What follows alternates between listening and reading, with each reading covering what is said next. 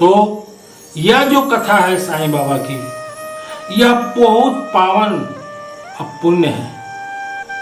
इस कथा पर एक मुट्ठी चावल में, शांताबाई के घर में बाबा ने एक मुट्ठी के चावल में एक गंज चावल तैयार हो गया। शांताबाई पति पत्नी हमेशा शिरडी जाते थे और बाबा की द्वारका माई पर दर्शन करते थे और बाबा की सेवा करते थे। जाते जाते शांताबाई उम्र में सियानी हो गई, हाथ पैर जकड़ लिया। 2 लड़की और 1 लड़के थे शांताबाई के,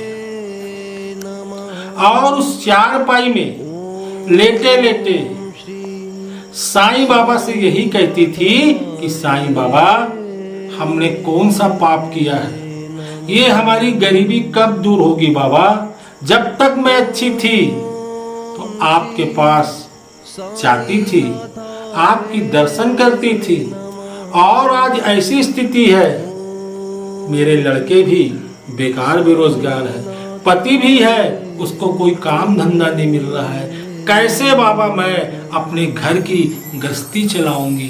बाबा मेरी इतनी क्यों परीक्षा ले रहे हो साईं बाबा? ओ खटिया में शांताबाई टहल टहल के यही रट लगाया करती, और लगाते लगाते साईं बाबा को मालूम पड़ा कि मेरी शांताबाई आज बहुत कष्ट में है, आर्थिक संकट में है, मानसिक संकट में है, शारीरिक संकट में है।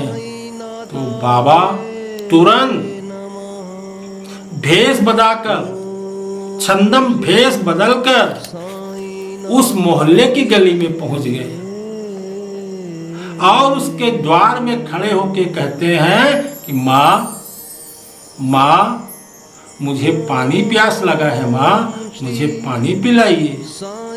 शांताबाई जब कमरे से देखी तो उसको ये लगा कि मेरा साईं मेरे घर आया है, और जैसे उठने लगी फिर गिरने लगी, तब वह फकीर उनकी माँ की हाथ पकड़े, बोले माँ ठीक से खड़े हो जाओ। शांताबाई ने उस फकीर को पानी पिलाई।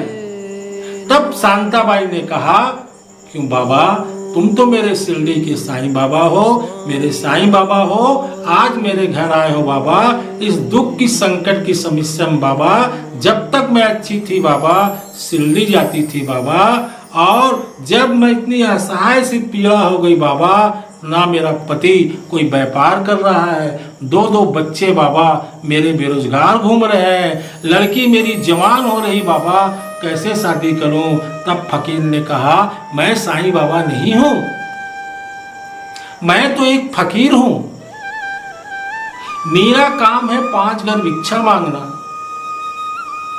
वो भिक्षा मांगने, माँ मैं तेरे द्वार में आया हूं, माँ मैं तेरे द्वार में आया हूं। उधर उसका पति मालेदार के यहाँ जब पहुंचा, जो घर में नहीं था, तो मालेदार ने कहा कि श्रीमान जी आपकी भी नौकरी लग जाएगी। देखिए संत का चरण पड़ने से क्या चमत्कार होता है। भगवत गीता में भगवान ने भी यही शब्द किया है कि कल से आप मेरे बंगले में आइए और लेखा जोख का पूरा काम करिए। आपके जो 2 लड़के हैं उनको भी मैं काम दे रहा हूं। वह गदगद हुआ और घर की ओर आया, और फिर शांताबाई ने उस फकीर को अपने घर में आसन पूर्वक बैठाई।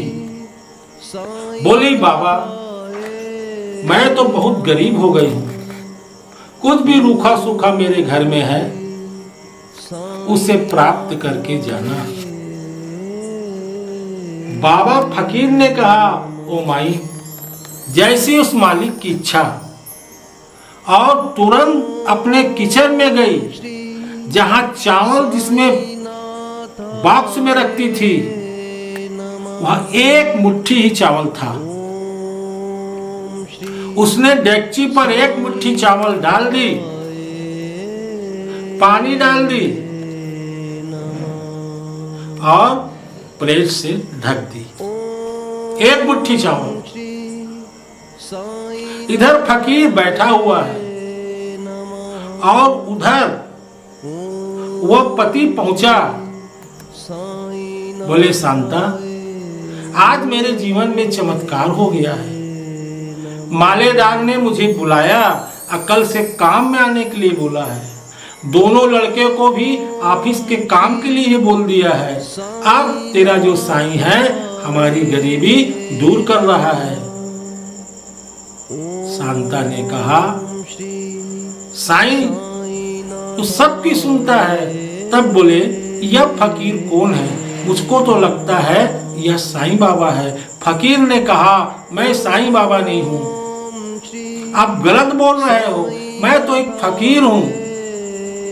ठीक है, उसका बाबा का मैं पोशाक पहना हूं, मैं साईं बाबा नहीं हूं। और जब शांताबाई अपने किचन में गई और जब ढक्कन को निकाली तो क्या चमत्कार देखी साईं का कि पूरा गंज चावल से गदगद भरा हुआ था। बोलो सदगुरु साईनाथ महाराज की जय।